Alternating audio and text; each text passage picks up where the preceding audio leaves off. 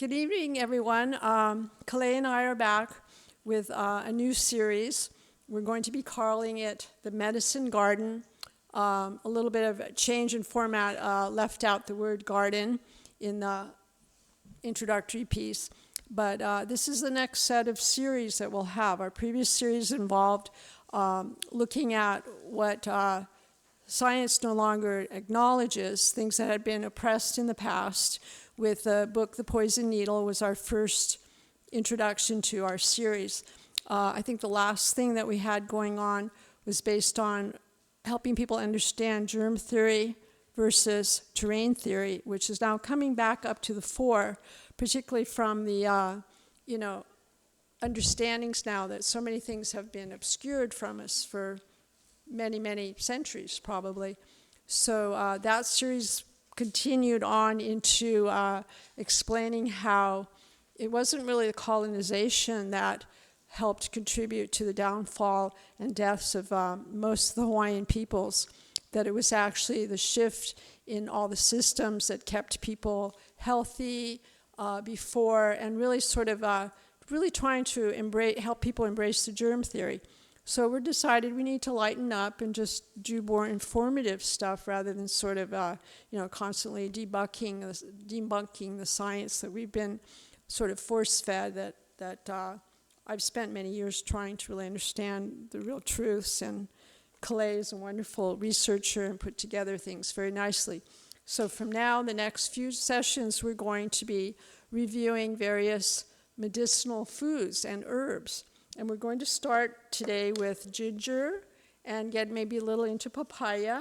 And other ones we have coming up are going to be, as you can see up there, turmeric and garlic. And we have a whole section on medicinal herbs, and then again also focusing on ones that are here in Hawaii. So without further ado, I will let Kalei start the presentation.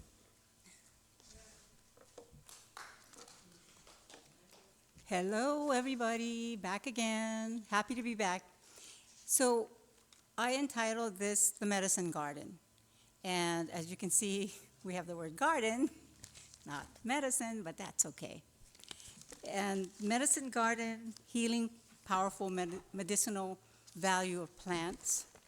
Thank you. So we're going to examine what is an herb, the history of herbs. We're going to talk about the top 100, we're going to feature the top 100 herbs. This was from the new Bible, the new Herb Bible by Dr. Mendel. And also, again, featuring the ginger, the papaya, the garlic, some recipes. I just wanted to add a couple of recipes, and then cover the traditional Chinese medicine, the herbs that they are important to them. Also South American, North American, and I almost forgot, but I included the Hawaiian healing herbs. So our goals for this presentation would be, what are herbs? What did man discover, or when did man discover and use plants for healing? Who discovered, researched, identified, and utilized medicinal plants? Why are medicinal plants and herbs not universally known or used? How is the effectiveness of medicinal plants and herbs? How are they measured or rated? And the last goal, well, one of our goals, what are the names, the medicinal qualities most utilized and well-known plants and herbs? So let's begin. So what is an herb? So an herb is, it's referenced in the new Herb Bible by Dr. Mendel. Herb is used to refer to any plant or plant part valued for its medicinal, savory, or aromatic qualities.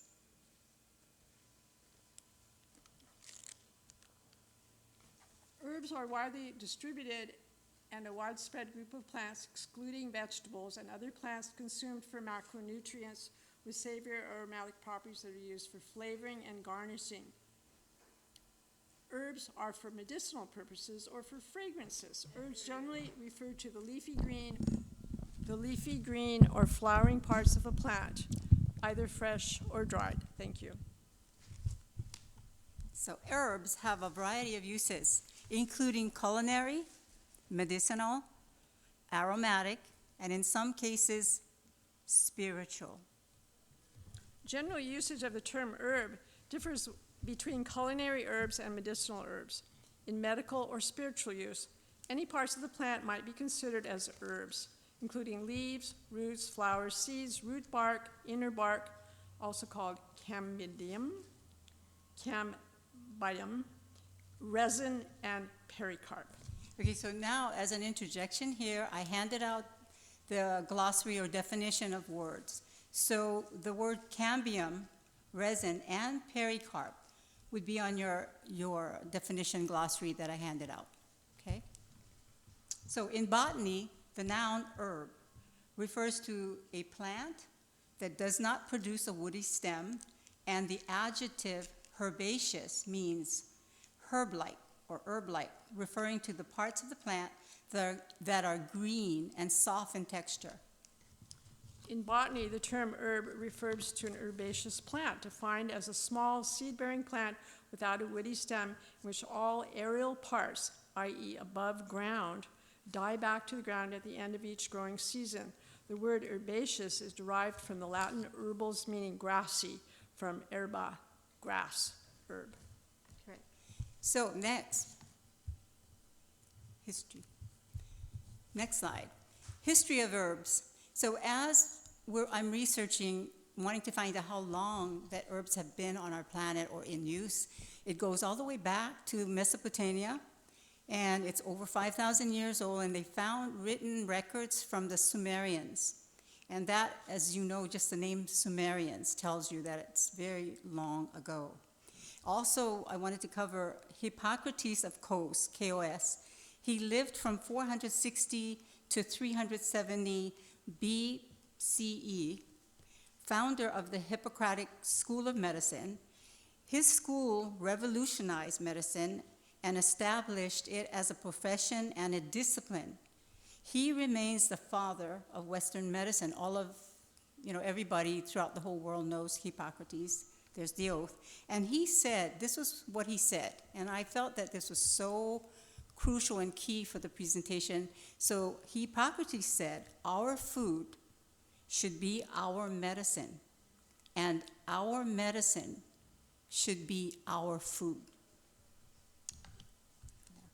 Eber's papyrus, 1550 BCE, was named after Egyptologist George Ebers around 1600 BC.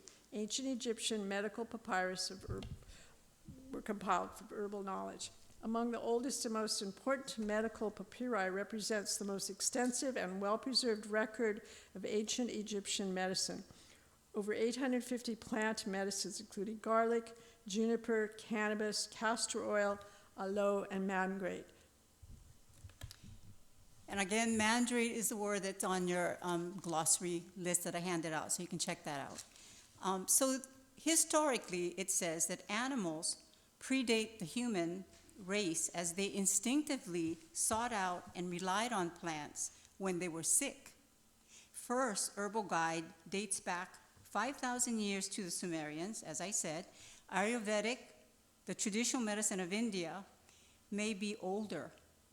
Herbal prescriptions were written in hieroglyphics on the papyrus. Papyrus. That's a hard word. In ancient Egypt. The first Chinese herbal, it's actually Wu Shi Er Bing Fong. This is the name of the book. Prescriptions, translated, for 52 diseases, was compiled between 1065 and 711 BCE. The Bible is full of references to herbs. The Greek physician Hippocrates recorded 300 to 400 plant remedies. Dioscorides listed 500 plant remedies in his herbal De Martyria Medica, which was used until the 17th century. In the Middle Ages, ancient remedies were passed down from generation to generation. John Gerard, physician to the Tudor family, published the Herbal or General History of Plants in 1597. followed by Nicholas Culpeper's The English Physician Enlarged, of Folklore, Astrology, and Botanical Medicine. Both books became extremely popular and is still quoted by herbalists today. Botany and the study of herbs was in its infancy primarily as a study of pharmacological uses of plants.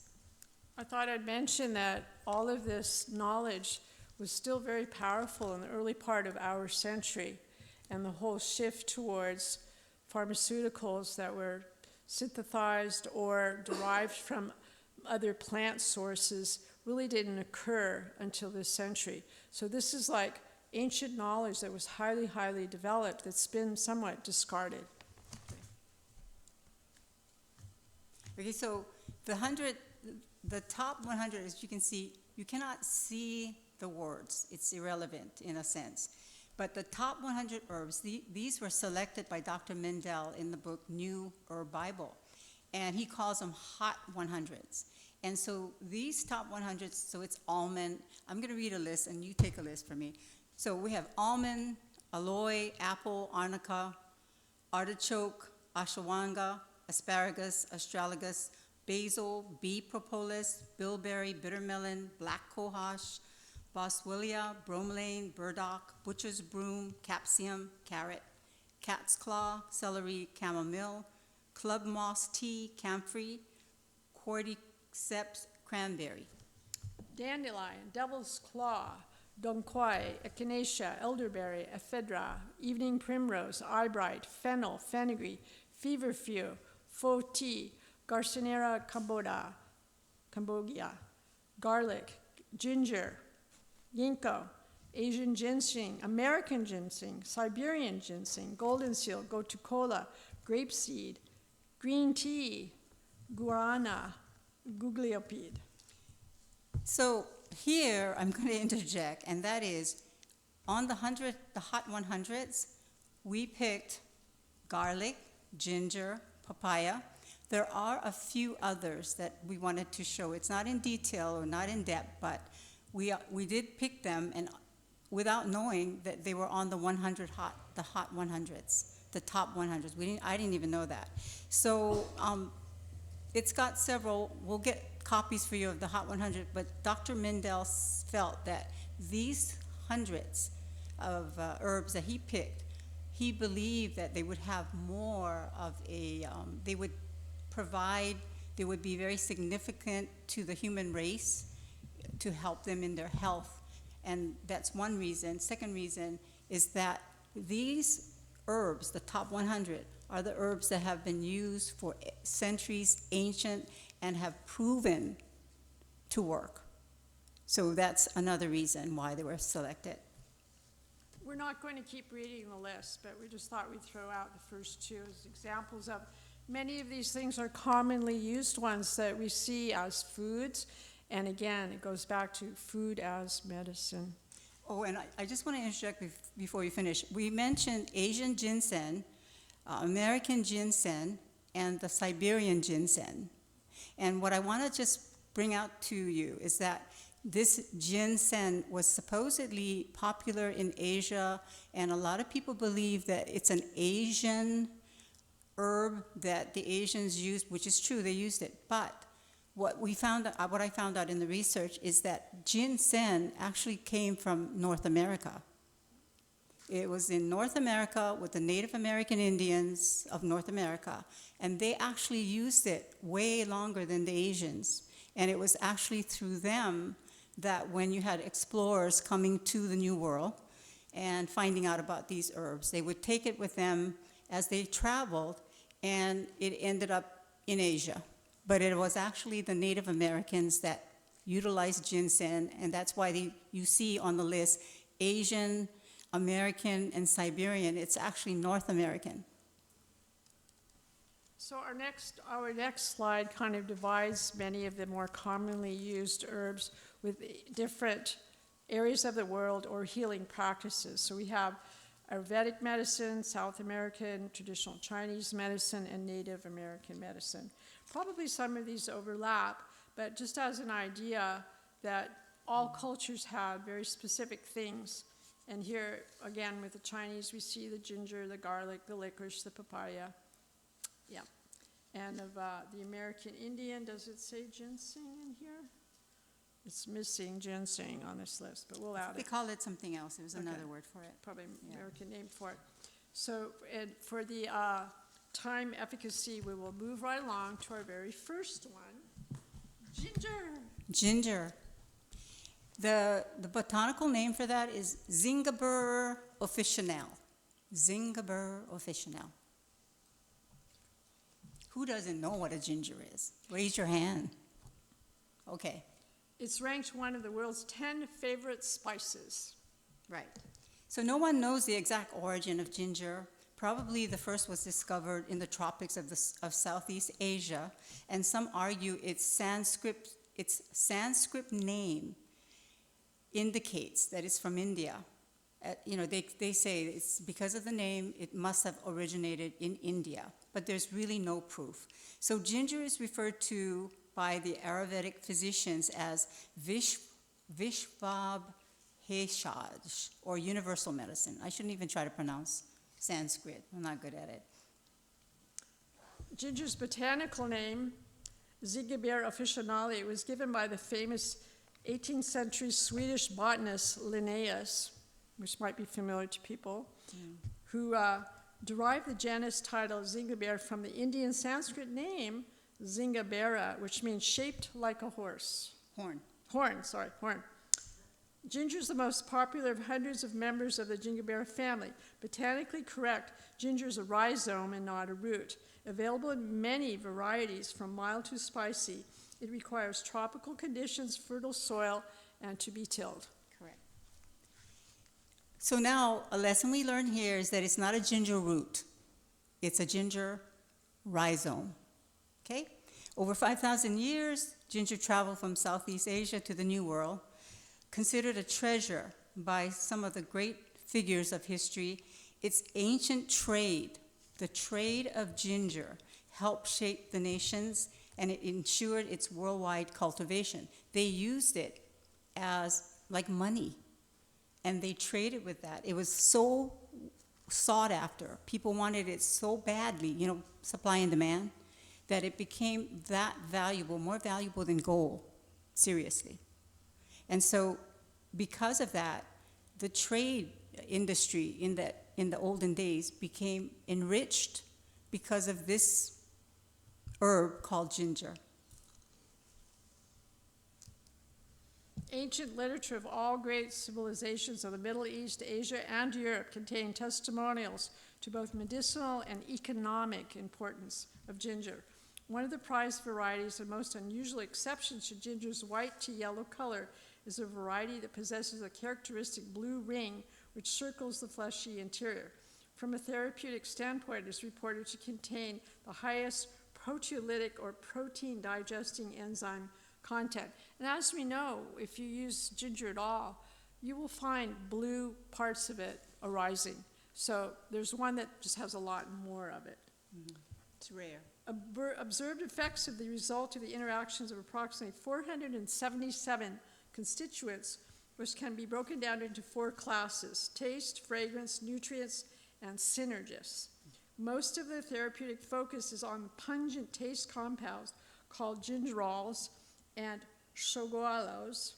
Ginger's protein digesting, enzymatic, and antioxidant are key elements. So throughout the presentation, you're going to hear words like antioxidant. So kind of keep account of the word that we use over and over, antioxidant. That is so crucial for your health. And so these, the ginger, the garlic, the papaya, they all add to that antioxidant, creating that for you. So keep a listen to that. One of the more current thrusts in medicine is to really understand that inflammation is at the core. So anti-inflammatory, antioxidants, somewhat interchangeable. So the holiest text of Islam, the Quran, ginger is regarded as a spiritual and heavenly beverage.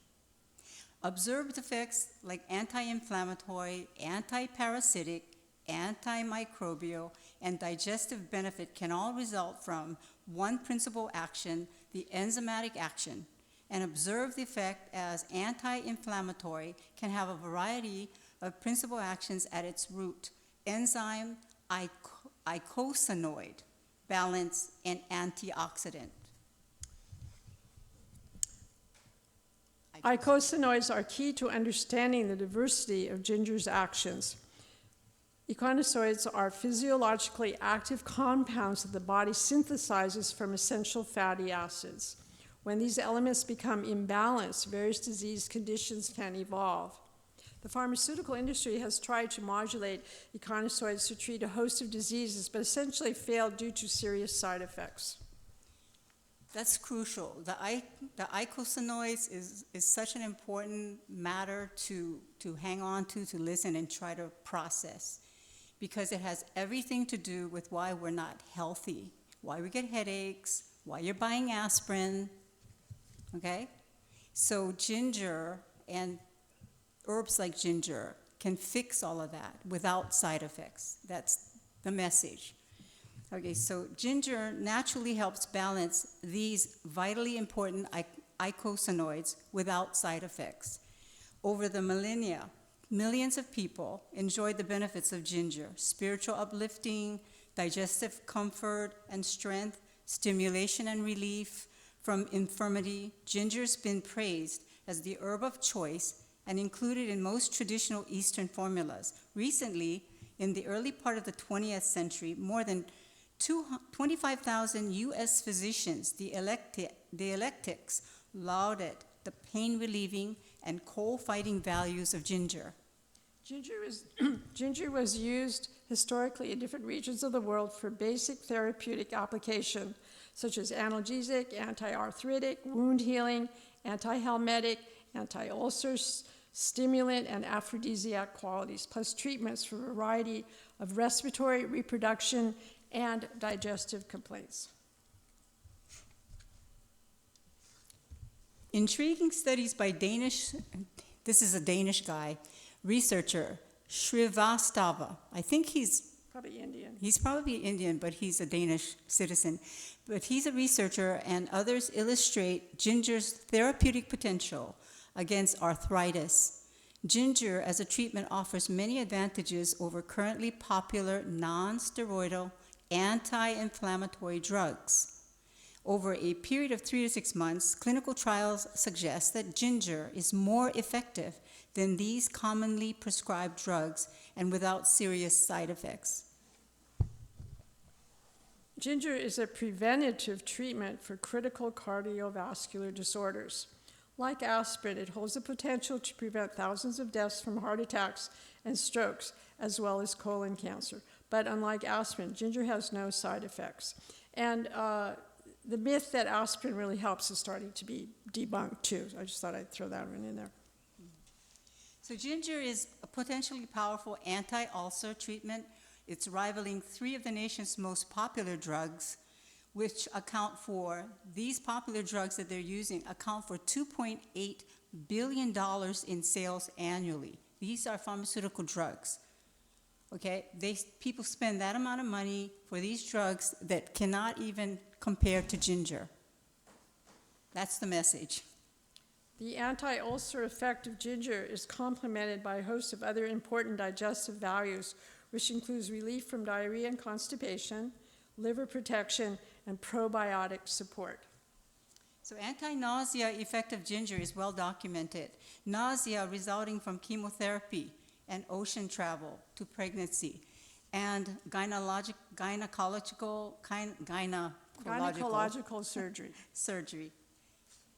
Ginger, the bioavailability herb, assists the digestion of other nutrients and is a recommended addition to natural supplement regimes. So parasites, very important to know this, they pose a greater threat to the industrialized world than generally recognized. Ginger exhibits a wide range of anti-parasitic activities. Historic observation that ginger is a cold remedy is a result of a combination of principal actions including echinocide balance, probiotic support, antitoxic, and cytoprotective influences. Ginger possesses a significant anti-mutagenic potential against such powerful carcinogens such as benzylpyrene and the most toxic burn byproducts of the amino acid tryptophan. Excuse me. Research warrants further investigation into ginger's anti-cancer properties and its role in cancer treatment programs. Ginger is shown to affect positively the parameters of health such as cholesterol and blood sugar, balance numerous body systems. So that's key with the eicosanoids, the balance. It balances numerous body systems including circulatory, respiratory, and reproductive. Excuse me. Ginger is remarkably a safe herb. No modern pharmaceutical can compete with its range of therapeutic properties and absence of adverse side effects.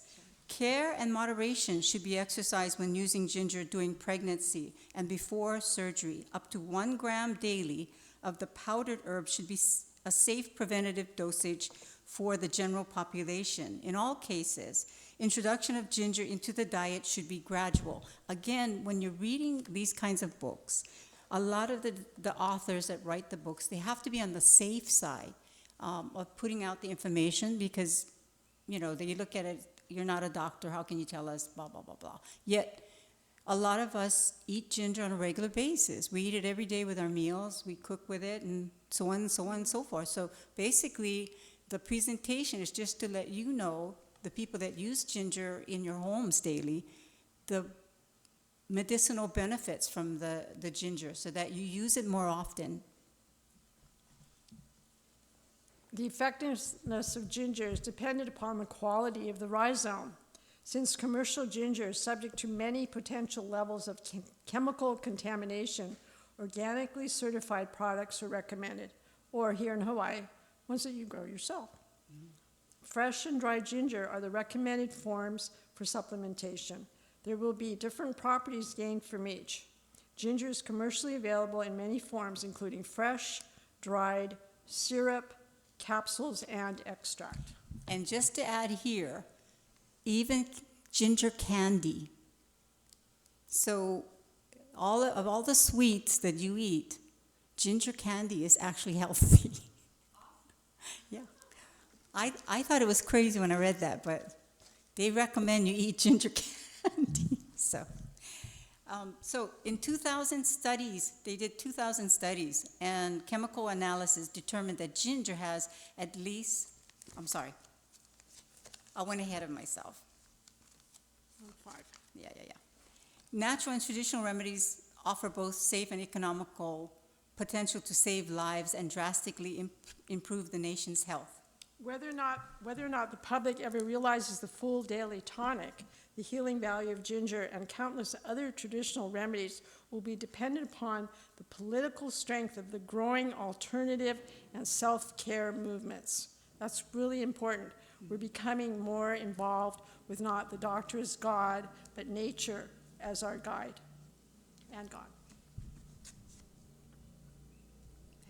As a powerful antioxidant with more than 12 constituents superior to vitamin E, ginger helps neutralize the free radicals responsible for the inflammatory process. Okay, so again, the inflammatory process, free radicals, these are all buzzwords. Please hang on to that. Antioxidants, because it's all, an awareness as to why you get sick, because inflammatory processes, being inflamed is why you get sick. So to appreciate the value of garlic or ginger or any of the herbs, when you know that they contain and diminish the inflammatory process, then you'll be able to appreciate what we're talking about. Okay, so one of the body's most important chemical reaction involves compounds called eicosanoids. When these elements derived from the dietary fat are out of balance, many different disease conditions can evolve. Two of the most threatening are heightened inflammation and a more viscous or clot-prone blood. For a person susceptible to arthritis or heart disease, This imbalance could be very dangerous. Echinosoids are physiologically active compounds possessing a hormonal or regulatory type nature. They are enzymatically produced from dietary fat and essential fatty acids called arachidonic acid. Echinosoids are broken down by structure and catalyst enzyme into three major groups: prostaglandins, thromboxanes, and leukotrienes. These groups of echinosoids interact with one another in virtually every organ system of the body. For optimum health, these compounds must be maintained. The pharmaceutical industry recognized icosanoid. She pronounces it better than me. Manipulation is key to the normal functioning of the body, particularly the inflammatory process and cardiovascular system. Drug companies attempted to modulate or inhibit the icosanoid enzymes. Approximately 200 drugs have been specifically designed to relieve the inflammatory process, costing drug companies over approximately $70 billion. But the drug companies failed to manipulate the icosanoid enzymes, creating serious side effects. So well-known glycooxygenase inhibitors are drugs referred to as non-steroidal anti-inflammatory drugs, or NSAIDs, which include aspirin, ibuprofen, and indomethacin.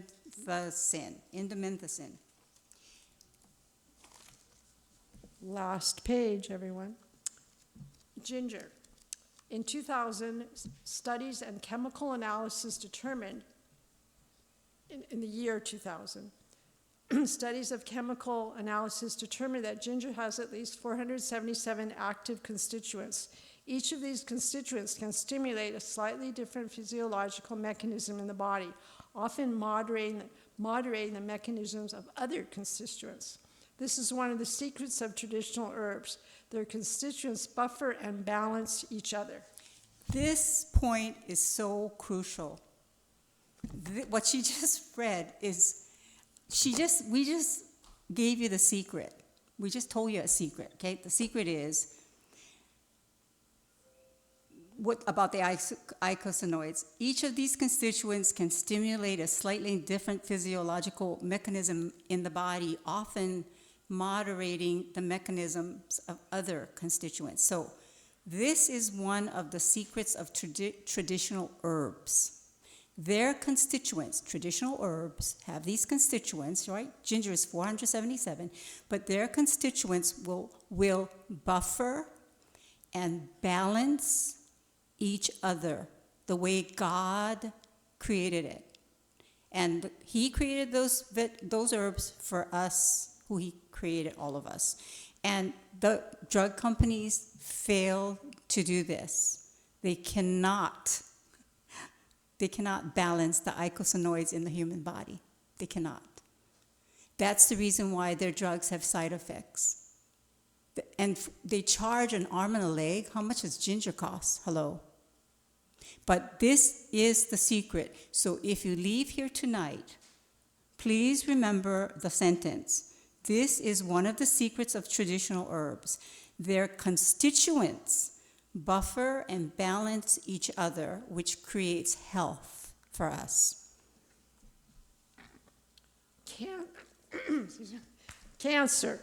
When tested against two accepted standards for toxicity, ginger significantly reduced their life-threatening potential. Ginger also possesses two other properties that could positively influence the course of a patient's cancer. 1, stimulation of immunity. 2, inhibition of platelet aggregation, which would prevent metastases. What's that? You gotta go back one slide. Am I back one? Oh, No, did you're I? ahead. Oh, I'm sorry. Must have hit it. Sorry. In 2017, cancer studies tested ginger's ability to fight cancer cells. Using human ovarian cancer cells, researchers found that ginger extract significantly inhibited the growth of cancer cells. Ginger stimulated the body's anti-cancer activity through the p53 pathway to kill cancer cells. A study from Atlanta's Emory University found that ginger may reduce colon cancer proliferation. These are test results that I found through the research. So here's one, 2017 brain health study from Kyung-hee University. They tested the ginger along with several of its constituents with the nerve and brain cells. Ginger was found effectively reducing the neurological symptoms and the pathological conditions of age-related neurological disorders by modulating cell death or cell survival signaling molecules. So what the constituents in the ginger is doing is they're pretty much looking for something that's not balanced, okay, that's not happening right. And so they have the ability to bring it back to a balance. So pretty much that's how they talk in the natural, healing. They talk about bringing the body, homeostasis. What is homeostasis, right? Balance. So this is how the type of words that they use, bringing the body to balance is your health. So just be sure that when we use words like balance and stuff like that, that we're not off the track with health. It's actually health. I did the brain. The most remarkable, important principal action of ginger is its profound and safe modulator or balancer of the vital econyzoid enzymes, 5-lipogenase and cytocloxygenase. And with that, we have, for next time, we will start with papaya. And thank you very much for listening to our research, which we happen to read very soon. Open for questions. Yes? Do you have any good ginger juice or recipe? Yes. You give us. Restate the question, and anybody else use this mic. Wanted to know if we have any good ginger recipes or juice. Or juice. One of the things I do is I just blend ginger in a blender. I use a spoon to scrape off the outer covering, and I just use it in a blender, and I strain it out through a little nut bag or a little strainer, and that's how you can get the real fresh juice. Each time you want it, you can do that. You don't need to use a special fancy juice or anything for that. But one of the other things I like to do is actually blend it with turmeric and have some in my refrigerator, throw in everything I cook, everything I drink, have a little shot of it here and there, so you can, do a number of creative things that work for you. I think we each individually can figure out how we can blend it into our life and have it work for us. But to answer your question, we have one of the slides as we go forward with the presentation. We have a few recipes. Yeah, I would make the liquid sunshine, which is half lemon juice, fourth baby ginger juice, a fourth turmeric, and a little bit of honey, and then let it sit for a few days, and then a shot of that every day Yeah. is incredible. And how does it make you feel? Incredible. It really is like, yeah. Yeah.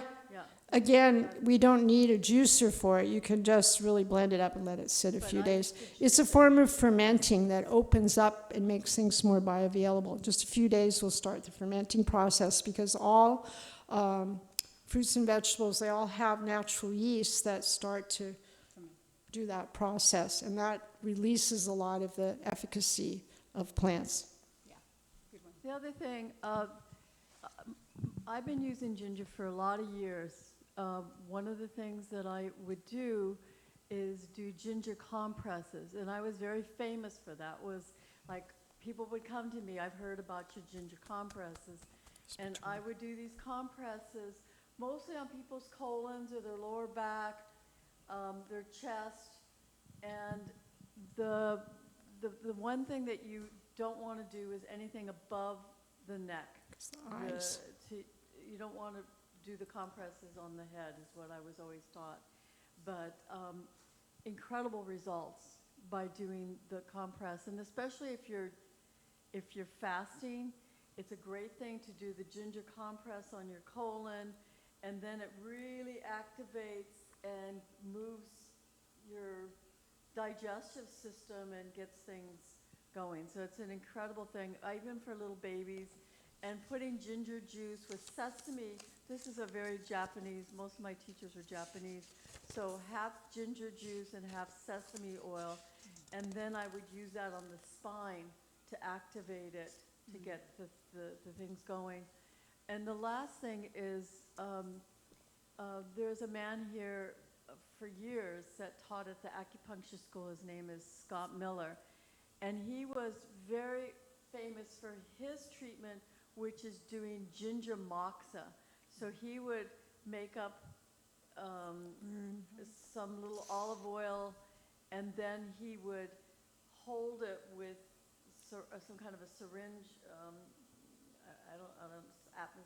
some stainless steel item, and he would heat up he would slice the ginger very thinly, and then he would put that moxa bunction right on the ginger, and he would move that around on your back, and oh my gosh, that was so heavenly to do. So Totally anti-inflammatory. the thing about That's right. ginger is, though, it's very challenging to grow because of nematodes. And so Nematodes. where turmeric is a weed here, you can throw it anywhere, as you know. But ginger, the best organic ginger growers that I know in Pune always put them in pots, grew them in Good point. with lots of the cinder, the black cinder, Yeah. and then the ginger. And I was amazed when I saw that. So that's how I'm doing mine too. So Thank you, Cher. It's great. Any other questions or comments from anybody? All right, well, we will start next time with papaya, and after that we'll have garlic. And we do have a number of recipe type things we'll be presenting. One of them is one that used Master Tonic, also known as fire cider, that has many of these elements in it. And a few little things like fresh ginger tea and homemade ginger ale. We'll probably add something called ginger bug, which is more of a fermented thing you can do that makes a nice naturally sparkling soda. So those will be things we'll be bringing up in the future, in the next few presentations. Thank you. It's been recorded and will be uploaded and available through the Signal channel and on YouTube if you have a link. Okay, thank you for knowing that. Just to remind everyone, we will be putting this up on the YouTube channel, through the Signal, and maybe the Rumble, I don't know which one.